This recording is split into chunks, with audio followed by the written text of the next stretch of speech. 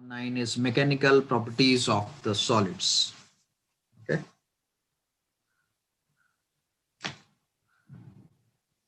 Now we have studied in the previous chapters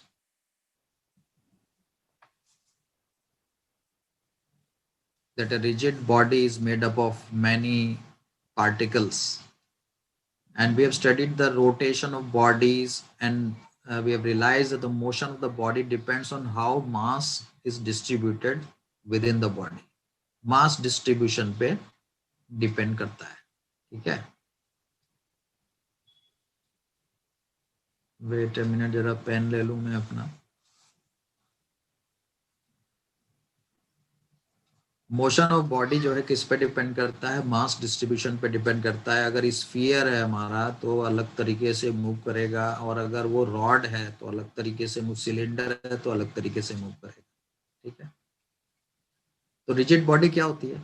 rigid body जो है, हम एक कॉन्सेप्ट लेते हैं रिजिड बॉडी का, तो उसमें हम कैसे बताते हैं उसको कि inter particle distances are constant, they are unchanging. ठीक है, तो रिजिड बॉडी जनरली क्या होती है? रिजिड बॉडी जो है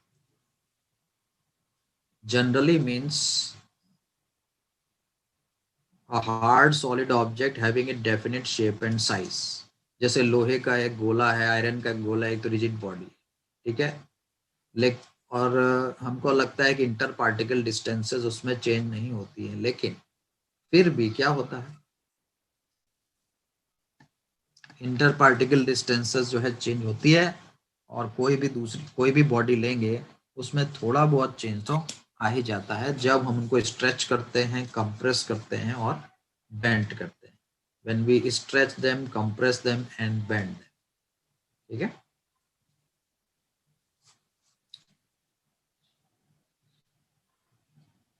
अगर हम लोहे का भी स्टील बार लेंगे और उसको हम कोशिश करेंगे डिफॉर्म करने की, उसको मोड़ने की, तो सफिशिएंटली लार्ज एक्सटर्नल फोर्स पे वो मुड़ जाएगा. अगर वो मुड़ गया है, बेंड हो गया है, तो इसका मतलब है उसकी इंटर पार्टिकल डिस्टेंस चेंज हो गई है. That is still not the rigid body.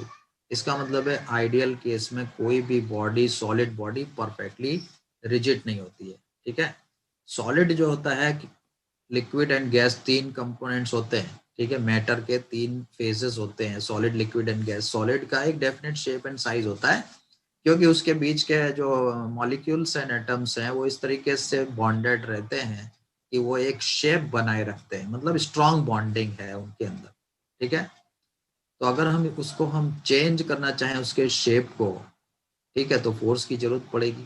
ठीक है, जैसे कि एक हेलिकल स्प्रिंग है, उसको हम जो है उसको खींचेंगे तो क्या होगा, उसकी स्प्रिंग की लेंथ इंक्रीज हो जाएगी, और हम उसको छोड़ेंगे तो it regains the original size and shape. ठीक है, तो the property of the body by virtue of which it tends to regain the original size and shape when the applied force is removed is known as the elasticity. तो elasticity आपको समझ में आया? जैसे एक रबर है आपकी, जो पेंसिल रबर वाली रबर होती, कोई कोई ऐसी होती है, उसको आप मोड़ेंगे और सीधा करेंगे तो वो फिर से अपनी जगह में आ जाएगी. ठीक है, तो इलास्टिसिटी क्या है, इसकी पूरी डेफिनेशन यहाँ दी है. The property of the body by virtue of which it tends to regain its original size and shape when the applied force is removed is known as the elasticity.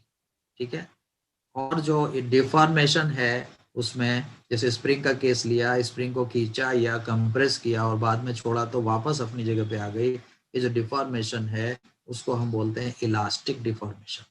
तो elasticity समझ में आ गई. अब देखते हैं plasticity क्या होती है. जैसे कि मड है, मड, ठीक है, मिट्टी है, गीली मिट्टी है, और जो है उसको हमने दबा दिया, या उसको हमने जो है गोला बना के जमीन पे गिरा दिया गीली मिट्टी को, तो क्या होगा कि वो उछलेगी नहीं, रिबाउंड तो होगी नहीं बिल्कुल भी. ठीक है, और जो उसकी शेप चेंज हो गई, वो उस शेप से जो है बदल के वापस अपनी प्रीवियस शेप में नहीं आएगा. ठीक है, परमानेंटली डिफॉर्म्ड हो जाती है. ठीक है, ऐसे सब्सटेंस को प्लास्टिक बोलते हैं. ठीक है, इस प्रॉपर्टी को बोलते हैं प्लास्टिसिटी. तो ये जो केस हमने बात किया कि मड मड है, कीचड़ है या पुट्टी है, वो बिल्कुल भी अपने ओरिजिनल शेप में वापस नहीं आती है, ठीक है। तो ये आइडियल प्लास्टिक कहलाते हैं, आइडियल प्लास्टिक्स। एक होता है इलास्टिक, एक होता है प्लास्टिक। इलास्टिसिटी एंड प्लास्टिसिटी, समझ गए? दो एंड क्या होते हैं? Almost all the material lie between these two ends. No material is ideally elastic and no material is ideally plastic, ठीक है। तो ये जो इलास्टिक बिहेवियर ऑफ मटेरियल्स है, ये बहुत इंपॉर्टेंट पार्ट प्ले करता है इंजीनियरिंग डिजाइन में, ठीक है। तो इलास्टिक, एक तो इलास्टिक मटेरियल होता है जिसको बेंड करेंगे तो फिर वो ओरिजिनल शेप में आ जाएगा, ठीक है, उसके अंदर इंटरनल स्ट्रेंथ है ऐसी, बराबर। और एक ऐसा होता है जो प्लास्टिक तो नहीं होता है, उसको हम ब्रिटिल बोलते हैं। जैसे चौक है, बोर्ड पे लिखने वाली चौक है, वो जरा सा उसको हम बेंड करने की कोशिश करेंगे तो बेंड तो बिल्कुल भी होगी नहीं, वो पट से टूट जाएगी, उसको हम ब्रिटिल बोलते हैं, ठीक है। तो ये हर तरह का मटेरियल की नॉलेज होना इंजीनियरिंग डिजाइन में बहुत जरूरी है भैया। अगर आप जो है ब्रिज बना रहे हैं, पुल बना रहे हैं, पुल पे आप जाते हैं तो कभी आपने देखा होगा ट्रक जा रहा होगा तो पुल वाइब्रेट करता है। अगर वाइब्रेट करने की हम आज़ादी पुल को ना दें और उसको हम अलाउ ना करें, उसको वाइब्रेट करने के लिए ऐसी डिज़ाइन ना करें कि वो वाइब्रेट कर पाए, तो जो है जब उसके ऊपर हैवी व्हीकल्स चलेंगे तो उसके वाइब्रेशन से वो टूट जाएगा पुल, कितना भी अच्छी डिज़ाइन बनाई हो टूट जाएगा। तो उसके अंदर जो है वाइब्रेशन जो है वो कर सके, पुल पुल वाइब्रेट हो सके, इसके लिए उसकी डिजाइन उस तरीके से की जाती है। समझ में आया? क्योंकि heavy vehicles they will produce the waves, और वो वेव्स को वो एब्जॉर्ब करता है अपनी वाइब्रेशन करने की कैपेसिटी की वजह से, और तब वो पुल जो है बराबर सालों साल खड़ा रहेगा और कोई एक्सीडेंट नहीं होगा, ठीक है। इसी तरीके से बिल्डिंग की डिजाइन हो रही हो, बिल्डिंग की डिजाइन हो रही हो और भूकंप में अगर हम उसको जरा सा भी वाइब्रेट अलाउंस ना दें वाइब्रेट करने का, और एकदम रिजिड बिल्डिंग बना दें जमीन के ऊपर, तो जैसे भूकंप आएगा उस भूकंप की वेव में क्या होगा? वो बिल्डिंग टूट जाएगी। समझ में आया? तो वो डिजाइन में ये सब जितने मटेरियल्स हैं, इलास्टिक हो, प्लास्टिक हो, ब्रिटिल हो या कैसा भी मटेरियल हो, उसकी नॉलेज बहुत जरूरी है, ठीक है। किस तरीके के मटेरियल हमें बिल्डिंग बनाने में यूज करना है, ब्रिज बनाने में यूज करना है, स्टील यूज करना है, कंक्रीट यूज करना है, क्या यूज करना है, ये इसकी नॉलेज बहुत जरूरी है, ठीक है। एरोप्लेन कैसा होना चाहिए भैया? एरोप्लेन में आदमी लोग बैठते हैं, वो कैरी करता है लोड बहुत सारा, ठीक है। और उसको ऊंचाई पे उड़ना भी होता है, तो उसको क्या होना चाहिए? वेरी लाइट होना चाहिए, ठीक है। तो अगर हम वेरी लाइट मटेरियल का बनाएंगे तो क्या वो मटेरियल स्ट्रांग होगा? तो इस तरीके से ऑप्टिमम कंडीशंस को सोचते हुए एल्यूमिनियम जो है का डिजाइन किया गया है। एल्यूमिनियम और अदर एस्बेस्टॉस जो है, ये मटेरियल्स जो है सेलेक्ट किए गए हैं, उससे एरोप्लेन की डिजाइन की जाती है। समझ में आया? डिजाइन में मटेरियल्स का बहुत बड़ा हाथ है, बहुत इम्पोर्टेंट रोल है, ठीक है। आर्टिफिशियल लिम्ब लगाया, किसी का हाथ नहीं है, किसी का पैर नहीं है, किसी का, तो उसको आर्टिफिशियल लिम्ब की जरूरत होती है। तो वो हल्का होना चाहिए कि भारी होना चाहिए? हल्का होना चाहिए ना, ठीक है। रेलवे ट्रैक जो है आई शेप का ही क्यों होता है? रेलवे लाइन जो होती है आपने देखी होगी जिस पे ट्रेन चलती है, वो आई शेप की आयरन बीम ही क्यों होती है, और कोई शेप क्यों नहीं होता है? इन सब का जवाब कब मिलेगा? जब हम मटेरियल की स्टडी करेंगे, ठीक है। जब हम मटेरियल्स के बारे में जानेंगे, उसकी इलास्टिसिटी प्लास्टिसिटी के बारे में जानेंगे, तब हमें समझ में आएगा कि ये जो है तब हमको नॉलेज होगी कि वो जो मटेरियल है ऐसा पर्टिकुलर बिहेव क्यों कर रहा है, या इस पर्टिकुलर जगह पे बिल्डिंग में, ब्रिज में, रेलवे लाइन पे ये खास प्रकार का शेप एंड साइज और ये खास प्रकार का मटेरियल क्यों यूज किया हुआ है।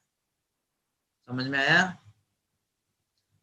तो भैया जो यस है सर।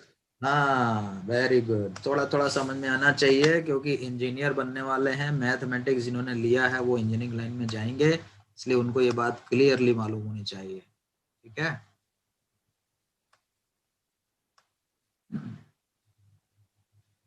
चलो अभी देखते हैं elastic behaviour of the solids. Elastic behaviour of the solids में कि सॉलिड जो है किस चीज से बना होता है। Atoms and molecules surrounded by neighbouring atoms molecules, ठीक है। हर एक एटम जो है या मॉलिक्यूल जो है आजू बाजू में बहुत सारे एटम्स एंड मॉलिक्यूल से घिरा रहता है, जैसे कि ये बताया गया है। देखो नीचे स्ट्रक्चर बताया है, सॉलिड का स्ट्रक्चर बताया है। ये वाला मॉलिक्यूल है, उसके ऊपर ये है, उसके बाजू में ये मॉलिक्यूल है, उसके नीचे ये है, उसके दाएं ये है।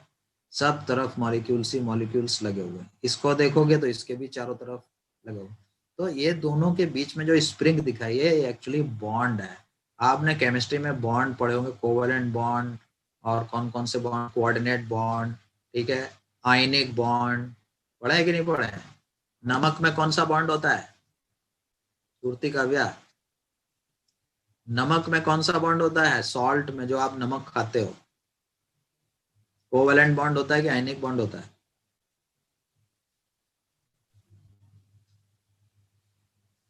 देखो नमक में होता है आयनिक बॉन्ड, क्योंकि NaCl फॉर्मूला होता है, NaCl आयन हमने पढ़ा है, तो NaCl आयन बन गया, तो इसका मतलब है कि आयंस बन गए, तो इसका मतलब है आयनिक बॉन्ड होता है उसके अंदर। समझ में आया कि नहीं आया। तो उसमें जो है बॉन्ड कौन से बने हुए हैं, ये बॉन्ड जो है थोड़ा लचीले होते हैं, फ्लेक्सिबल होते हैं, स्प्रिंग की तरह से, बराबर है। अगर हम किसी इस सॉलिड, ये सॉलिड है मान लो, इसके ऊपर हमने फोर्स लगाया तो ये डिफॉर्म हो जाएगा। मान लो हमने इस जगह फोर्स लगाया, ये दबा दिया, तो इसकी कुछ स्प्रिंग दब जाएंगी, कुछ स्प्रिंग कम, ये जो है लंबी हो जाएंगी। ये वाले इधर साइड में से फोर्स लगाया तो ये वाली कंप्रेस हो जाएगी, ये वाली कंप्रेस हो जाएगी, ये वाली और ये वाली जो है स्ट्रेच हो जाएगी। बाद में अगर हम फोर्स लगाना छोड़ेंगे तो वापस ये अपनी जगह आ जाएगा, क्योंकि it is held between the springs. Spring के सब फोर्सेस की वजह से वो अपनी जगह फिक्स है। इसको बोलते हैं इलास्टिसिटी, ठीक है। When the deforming force is removed, the interatomic force, when the deforming force is removed, the interatomic forces tend to drive them back to their original positions. The body regains its original shape and size, ठीक है। तो ये restoring mechanism समझाने के लिए आपको इस तरीके का सॉलिड बताया गया है, ये समझाने के लिए, ठीक है। तो ये तो हो गया। तो जो रॉबर्ट हुक था, एक साइंटिस्ट था, Robert Hooke, English physicist, that performed experiments on springs. He performed experiments on springs and he found that the elongation means change in length of the spring produced in a body is proportional to the applied force or the load. Spring पे experiment करके उसने generalised statement दे दिया है, कोई भी body हो, चाहे लोहे की रॉड ही क्यों ना हो, कुछ भी हो, तो उसमें चेंज इन लेंथ जो होगा, मतलब इलोंगेशन जो होगा, किसके प्रोपोर्शन में होगा, अप्लाइड फोर्स के प्रोपोर्शन में होगा। जितना लोड बढ़ाएंगे उतना ज्यादा एक्सटेंड होगा वो चीज, चाहे रॉड हो चाहे स्प्रिंग हो, कुछ भी हो, ठीक है। और जितना लोड कम रखेंगे उतना ही कम उसके अंदर इलोंगेशन हो गया। उसने अपने को इसको एक लॉ से रिप्रेजेंट किया, उसको लॉ ऑफ इलास्टिसिटी बोलते हैं। अब इसको हुक्स लॉ बोला जाता है, ठीक है, हुक्स लॉ, ठीक है।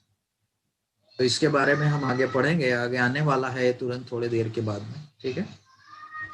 इसका मतलब है कि it is important to know the behaviour of material under various kinds of loads from the context of engineering design.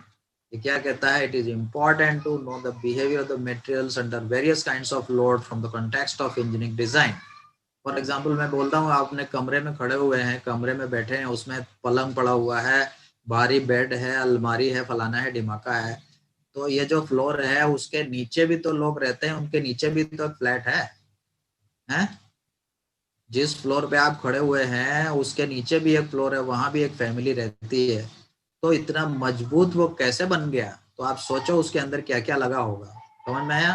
तो उसके अंदर आयरन लगा होता है और कंक्रीट लगा होता है, उससे उसकी डिजाइन की जाती है इस तरीके की। आप कितना भी लोड उसमें अलमारी और बक्सा पलंग सब भर देंगे, नीचे वाले के मतलब टूट के नीचे नहीं चला जाएगा, समझे कि नहीं। So it is important to know the behavior of the materials under various kinds of load from the context of engineering design. पूरे इंजीनियरिंग में ये बहुत जरूरी है डिजाइन करने में। अब हम समझते हैं कि स्ट्रेस क्या होता है और स्ट्रेन क्या होता है। स्ट्रेस बहुत सारे लोगों को होता है, दिमागी स्ट्रेस होता है, लेकिन हम यहाँ उसकी बात नहीं कर रहे हैं, ठीक है।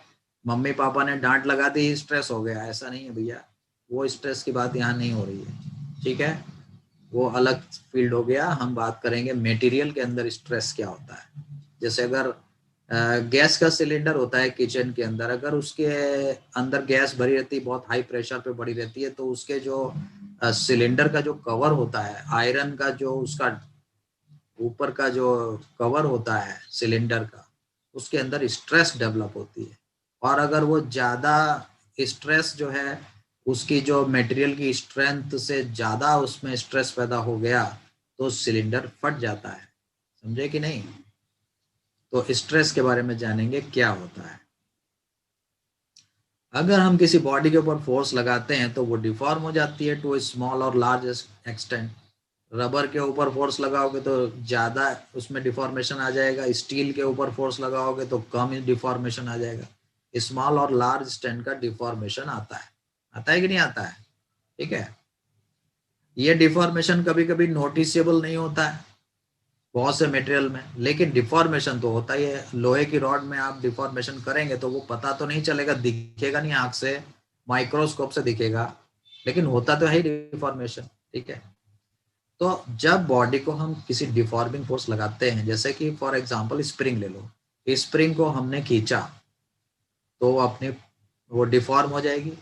स्प्रिंग को हमने खींचा तो उसके बाद छोड़ेंगे तो वापस अपनी जगह क्यों आ जाती है? क्योंकि उसके अंदर रिस्टोरिंग फोर्स डेवलप हो जाता है। स्प्रिंग को खींचा तो उसके अंदर क्या डेवलप हो गया? रिस्टोरिंग फोर्स डेवलप हो गया, जो कि उस स्प्रिंग को वापस अपनी पोजीशन में लाने की कोशिश करता है। समझ गया रिस्टोरिंग फोर्स क्या होता है? अब जब स्प्रिंग को दबाओ, कंप्रेस करो, तो भी उसके अंदर रिस्टोरिंग फोर्स डेवलप होता है। जो फोर्स हमने कंप्रेस करने के लिए लगाया उसके अपोजिट डायरेक्शन में होता है। मतलब स्प्रिंग अपनी ओरिजिनल पोजीशन में आ जाए उसमें कोशिश करता है स्प्रिंग। वो रिस्टोरिंग फोर्स क्या होता है? अप्लाइड फोर्स के अपोजिट होता है। समझ गए? रिस्टोरिंग फोर्स किधर होता है? अप्लाइड फोर्स के अपोजिट होता है। तो स्प्रिंग में हमने हमने उसको खींचा, एक्सटेंड किया स्प्रिंग को एक्स अमाउंट से, तो उसके अंदर रिस्टोरिंग फोर्स डेवलप हो गया अपोजिटली डायरेक्ट। हमने खींचा तो स्प्रिंग अपनी अपनी पोजीशन में आने के लिए अंदर की तरफ हमारे लगाए हुए फोर्स के अपोजिट डायरेक्शन में क्या होगा? रिस्टोरिंग फोर्स डेवलप हो जाएगा। ठीक है ना? तो restoring force per unit area is known as the stress. याद कर लो, डेफिनेशन को लिखना है तो लिख लो, restoring force per unit area is known as the stress. Applied force per unit area नहीं भैया, रिस्टोरिंग फोर्स जो डेवलप हुआ है उस बॉडी के अंदर, ठीक है, divide by the area, that is known as the stress. तो अगर F is the force applied, A is the area of cross section on which the force is applied, then the magnitude of stress is given by F upon A। और इसको जो है कभी कभी जो symbol use करते हैं stress के लिए, सिग्मा यूज करते हैं। ठीक है, तो स्ट्रेस हो गया। ठीक है, SI unit of stress is newton per metre square. ठीक है, या pascal. Newton per metre square को पास्कल ही बोलते हैं। इसकी dimensional formula ml-1t-2 F upon A से निकाल लो ना, डायमेंशनल फार्मूला निकल आएगा। F का क्या होता है? और एरिया का L स्क्वायर होता है। F का m इंटू ए से निकाल लो, m इंटू ए मतलब ml-t-2 upon L square, ml-1t-2। देखो दिमाग में निकल गया है कि नहीं? You should have a practice of that. अब आता है, दो टाइप की स्ट्रेस होती है, टेंसाइल स्ट्रेस और कंप्रेसिव स्ट्रेस। टेंसाइल स्ट्रेस क्या होती है भैया? अगर हम किसी रॉड को टेंशन देंगे, मतलब खींचेंगे उसको, रॉड या स्प्रिंग सब एक ही बात समझ लो, यहाँ पे जो बात हो रही है एक ही बात है। ये देखो, ये रॉड है सिलिंड्रिकल टाइप की, इसको खींच दिया, फोर्स बाहर की तरफ लगाया ना, L प्लस डेल्टा L इसमें इंक्रीज इन लेंथ हो गई। मान लो कि ये लोहे की रॉड है, तो ये जो इंक्रीमेंट डेल्टा L हुआ ये पता नहीं चलेगा, आंख से नहीं दिखेगा। इसको हमें माइनर इंस्ट्रूमेंट से हमें देखना पड़ेगा, माइक्रोस्कोपिक टाइप के इंस्ट्रूमेंट से हमें देखना पड़ेगा डेल्टा एल कितना हुआ। एक प्रैक्टिकल आपके यहाँ आएगा इसके लिए वर्नियर कैलिपर से मेजर करना पड़ेगा। ठीक है,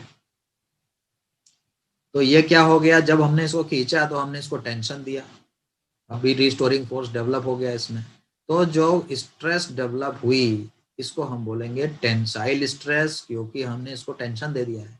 अब मान लो इसको, ये वाला केस ले लो, हमने इसको कंप्रेस कर दिया, हमने इसको फोर्स ऊपर से नीचे लगाया मतलब दबा दिया, तो L माइनस डेल्टा L हो जाएगा। ये ओरिजिनल लेंथ में दबाया, मान लो ओरिजिनल लेंथ L है, हमने इसको कंप्रेस कर दिया, फोर्स इधर लगा दिया। मैं इसमें दिखा देता हूँ जरा सा ऐसे, इस तरीके से हमने इसको दबा दिया। क्या किया हमने? कंप्रेस किया इसको।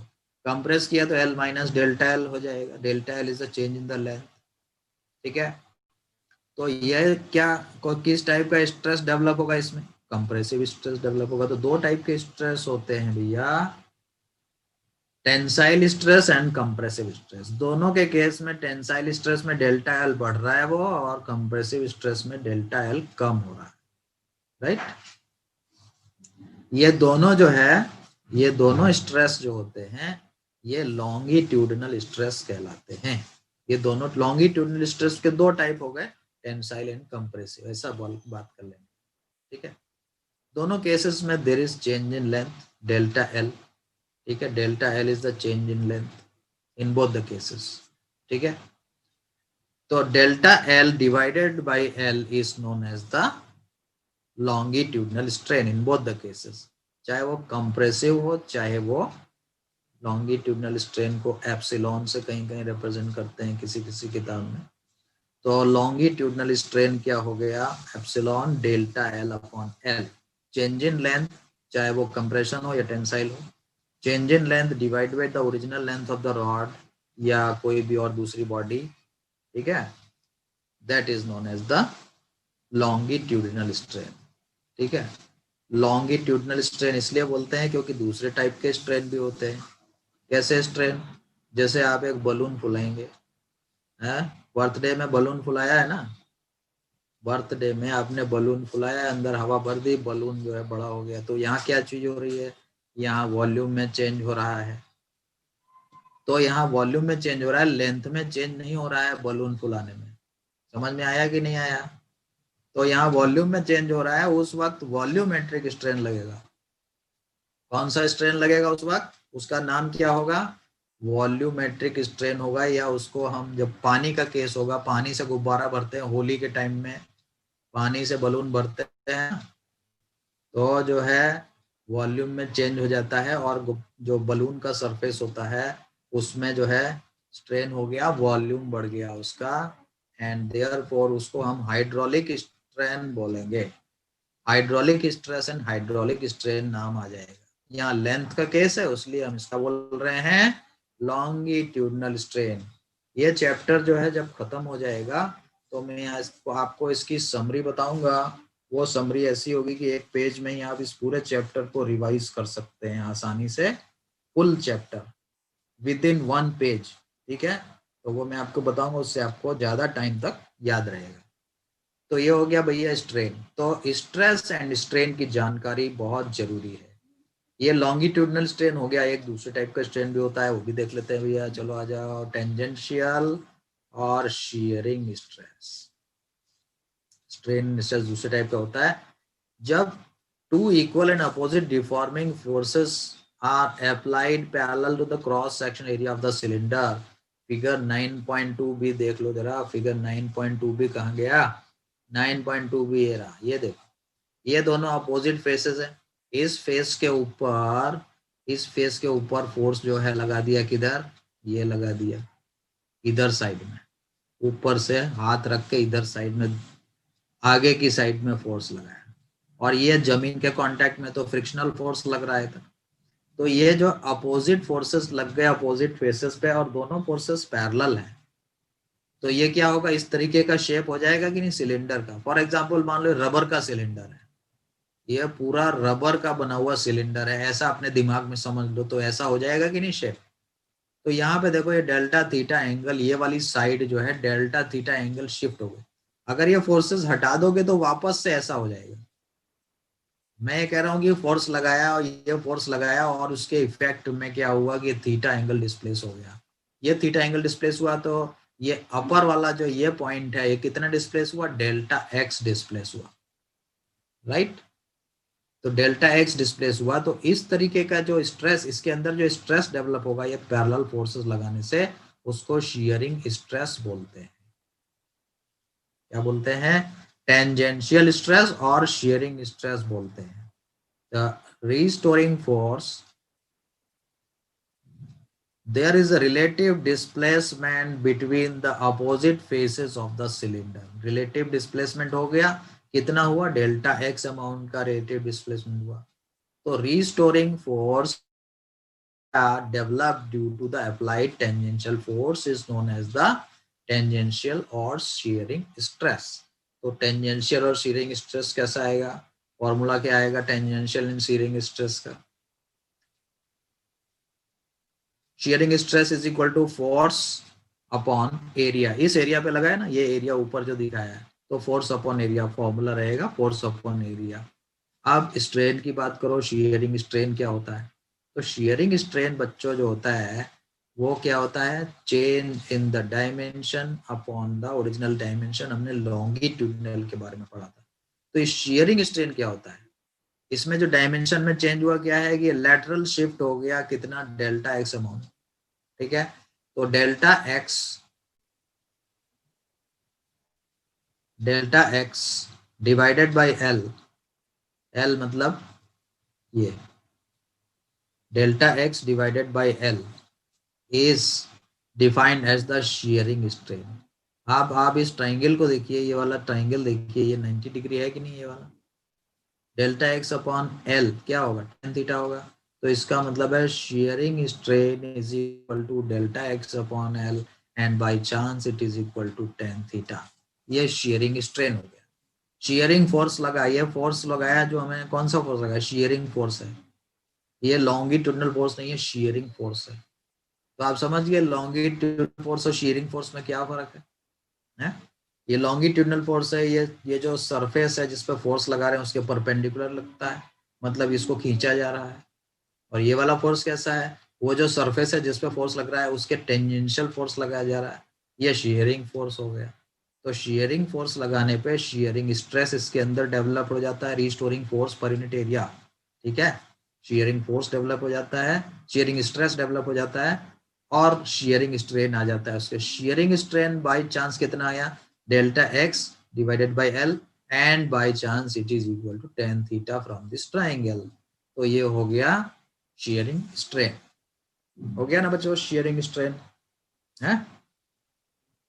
तो हमने लॉन्गिट्यूडनल स्ट्रेस पढ़ा, लॉन्गिट्यूडनल स्ट्रेन पढ़ा, shearing स्ट्रेस पढ़ा, shearing स्ट्रेन पढ़ा. पढ़ा कि नहीं पढ़ा है? तो ये चीज हमने आज जानी. तो अब क्या है इसके आगे देख लेते हैं जरा, क्या shearing स्ट्रेस. हाँ, यहाँ पे कहता है कि shearing strain is equal to, अरे क्या हो गया भाई, दूसरा वाला पेन आ गया, कोई बात नहीं दूसरा ले लेते हैं.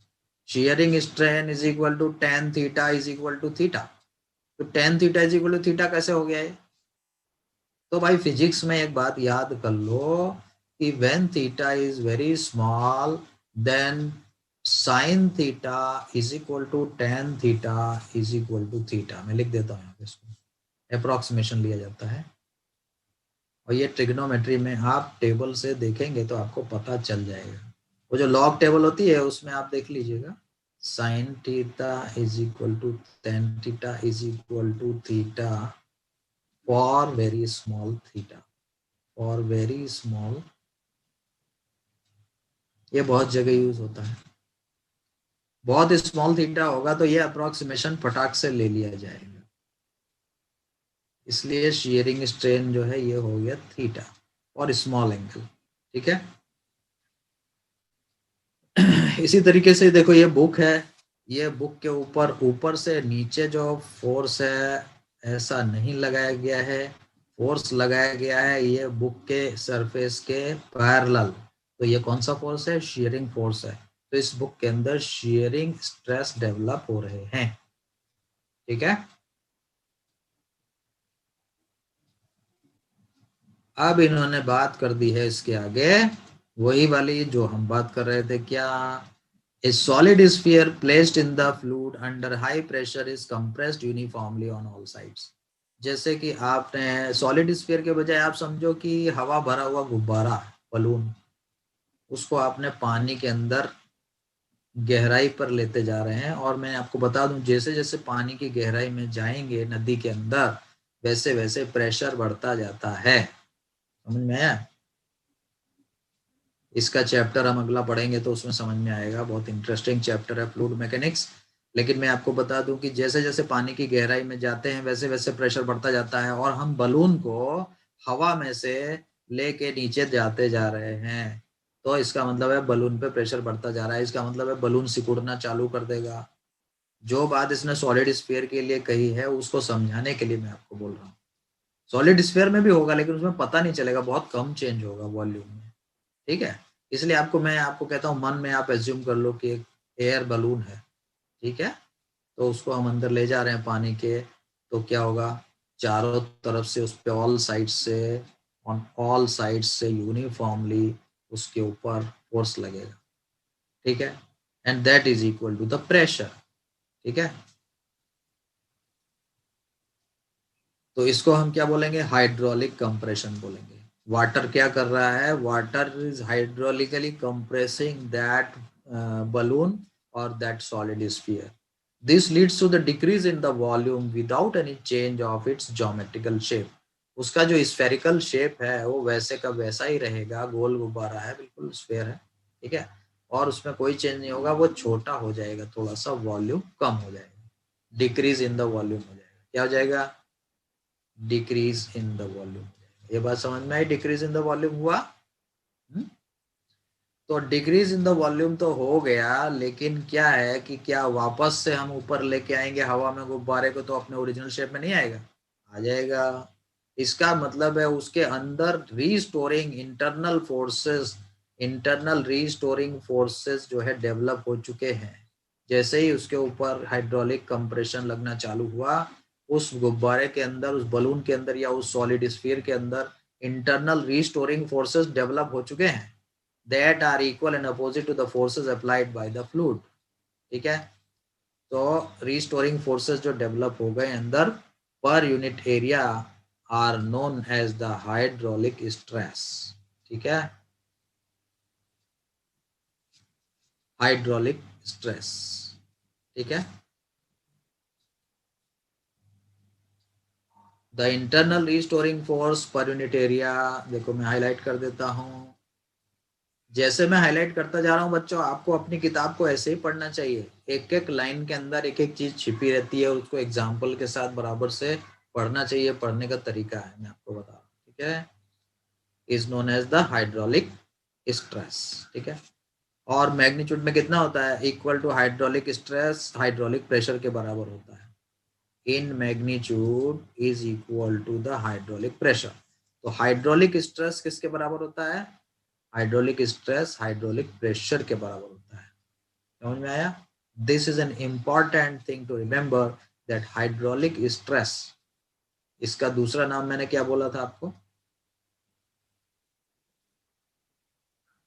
वॉल्यूमेट्रिक। आप इसको बोल सकते हैं, वॉल्यूम में चेंज हुआ है ना, तो वॉल्यूमेट्रिक स्ट्रेस भी आप इसको बोल सकते हैं। इसके करस्पॉन्डिंग जो स्ट्रेन आएगा, इसके करस्पॉन्डिंग स्ट्रेन वॉल्यूमेट्रिक स्ट्रेन आएगा, वॉल्यूम स्ट्रेन या वॉल्यूमेट्रिक स्ट्रेन आएगा, वॉल्यूम का जब केस डिस्कस हो रहा हो तो। ठीक है, तो हाइड्रोलिक स्ट्रेस जो है मैग्नीट्यूड में हाइड्रोलिक प्रेशर के बराबर होता है, मतलब force per unit area. Pressure क्या होता है, फोर्स पर यूनिट एरिया। ठीक है, और स्ट्रेस भी क्या है, फोर्स पर यूनिट एरिया यहाँ पे आ जाएगा, तो इसीलिए हाइड्रोलिक प्रेशर के बराबर हो जाएगा। वॉल्यूम स्ट्रेन क्या हो गया, change in volume upon the original volume, change in volume upon the original volume, delta V divided by divide by V, that is the volume strain. ठीक है, इनको नाम हम कुछ भी दे सकते हैं, इसका जो सिंबल मैंने पहले बताया था ना, तो यहाँ पे आप इसको क्या बोल सकते हैं, एप्सिलॉन वी, वॉल्यूमेट्रिक स्ट्रेन। और अपने हिसाब से सिंबल दे सकते हैं, या आपकी किताब में लिखा हो सिंबल तो आप उस सिंबल को यूज कर सकते हैं। शियरिंग स्ट्रेन तो थीटा हो गया, यहाँ पे मैंने इसको बोला था ये एप्सिलॉन है, तो epsilon L, longitudinal strain, L लगा दो यहाँ पे एप्सिलॉन के आगे। तो इस तरीके से आप एक सिंबल बना के आप उसको फॉर्मूले को याद कर सकते हैं। ठीक है, तो वॉल्यूम स्ट्रेन हो गया delta we upon E, change in the volume upon the original volume. अब ये डेल्टा वी बड़ा भी हो सकता है, कम भी हो सकता है। जब आप जो है बलून के अंदर हवा भर रहे हैं तो डेल्टा वी जो है इंक्रीज इन वॉल्यूम हो गया, और जब आप बलून को पानी के अंदर ले जा रहे हैं, हाई प्रेशर चारों तरफ से लग रहा है, तो डिक्रीज इन वॉल्यूम हो जाएगा उसमें। दोनों हो सकता है। तो magnitude of the change in volume divided by the original volume is known as the volumetric strain. तो मैंने लेंथ के केस में डिस्कस किया और वॉल्यूम के केस में डिस्कस किया। लेंथ के केस में हमने शेयरिंग भी डिस्कस किया, शेयरिंग फोर्स। ये बात आपको याद रहेगी बच्चों? तो ये बात आप लोग याद रखेंगे और बाकी का जो यस है सर। हम नेक्स्ट लेक्चर में डिस्कस करेंगे। Okay, till then good bye. Deal. A marketplace to sell anything. Apparels. Shoes and footwears. Gadgets and electronics. Health and beauty. Computer parts and accessories. Quick deal.